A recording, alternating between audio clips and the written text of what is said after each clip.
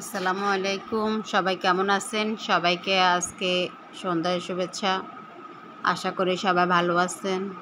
আজকে আপনাদের জন্য একটা রেসিপি নিয়ে আসলাম।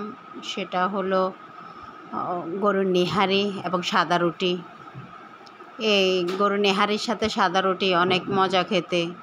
আর চালের রুটিটা অনেক তুলতুলে নরম হয়, অনেক ভালো লাগে। আজকে রান্না করব নেহারি। নেহারির জন্য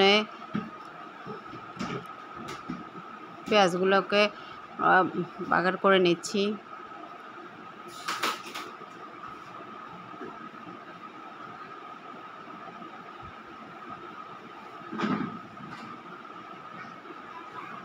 যে নেহারিটা অনেক সুন্দর হয়েছে, কালারটা অনেক জোস, খেতে অনেক ভালো লাগে। গরুর নেহারি অনেক উপকার।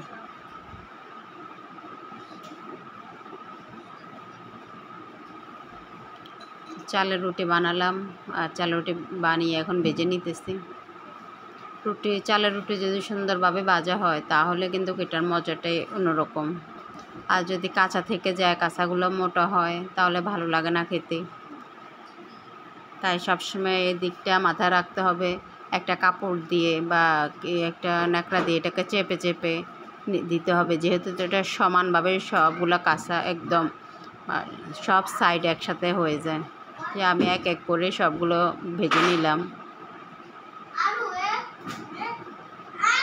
আমার রুটিটা অনেক সুন্দর, একদম ফুলে গেছে। এই চালের রুটি সুন্দরভাবে ফুললে বোঝা যাবে যে এটা সম্পূর্ণভাবে ভাজা হয়ে গেছে।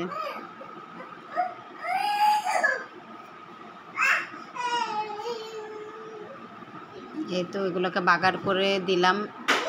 এখন এই নেহারিগুলা খেতে অনেক ভালো হবে, দেখেই বোঝা যাচ্ছে। কালারটা অনেক সুন্দর এসেছে।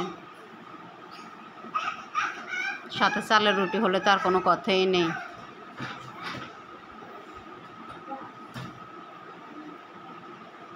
আর গরুর নেহারি অনেক, এটার মধ্যে অনেক উপকারী উপাদান আছে, যে এটা আমাদের ক্যালসিয়ামের ঘাটতি পূরণ করে। এটা আমাদের শরীরের হাড়ের জন্য অনেক ভালো। তাই ডাক্তারেরাও সাজেস্ট করে যে মাসে অন্ততপক্ষে একবার হলেও নেহারি খাওয়া উচিত। আর বয়সের সাথে সাথে আমাদের শরীরে অনেক রোগ ব্যাধি বাসা বাঁধে। এই জন্য গরুর নেহারিটা অনেক উপকার, কারণ এগুলো আমাদের ক্যালসিয়ামের ঘাটতি পূরণ করে। এই তো আমার আমার বাগিনা সহ সবাই মিলে কি মজা করে খাচ্ছে। তো যখন নেহারিগুলো দেখেছে তখন থেকে ও খাওয়ার জন্য অস্থির হয়ে পড়ছে। ও আবার অনেক পছন্দ করে এই নেহারিগুলো।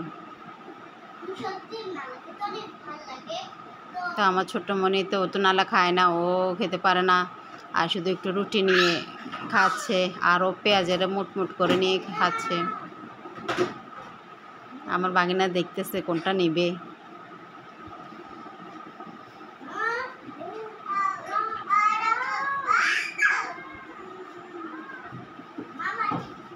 গরুর নেহারির সাথে পেঁয়াজ, তার সাথে লেবু, চালের রুটি অনেক ভালো লাগে। তো খাওয়া দাওয়া শেষ, খেলতেছে গাড়ি নিয়ে। আসলে বাচ্চারা বলে যে গাড়ি পাইলে কিংবা ওই যে খেলার কোনো জিনিস পাইলে অনেক খুশি থাকে। ও খেলতে খেলতে ওর আঙ্কেল ফোন দিছে।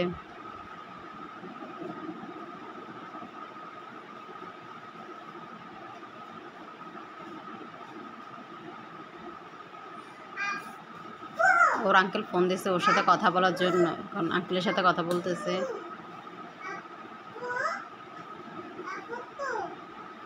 আজকে অনেক দিন যাবত আমার কাছে বায়না করতেছে ওকে একটা গাড়ি কিনে দেওয়ার জন্য।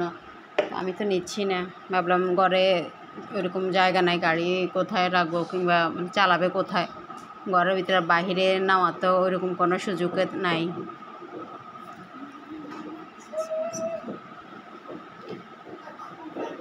জানালা দিয়ে ওই যে দৃশ্যটা অনেক সুন্দর লাগছে, তাই ভিডিও করলাম।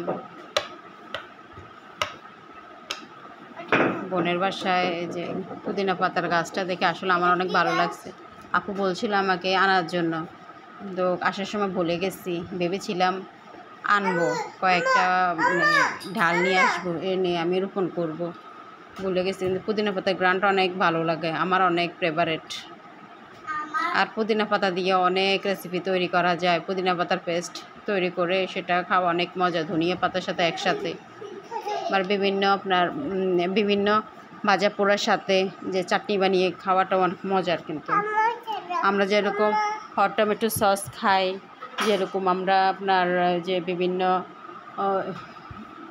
রেস্টুরেন্টে গিয়ে যে সসটা খাই, এগুলো থেকে কিন্তু পুদিনা পাতা সসটা কিন্তু অনেক উপকার।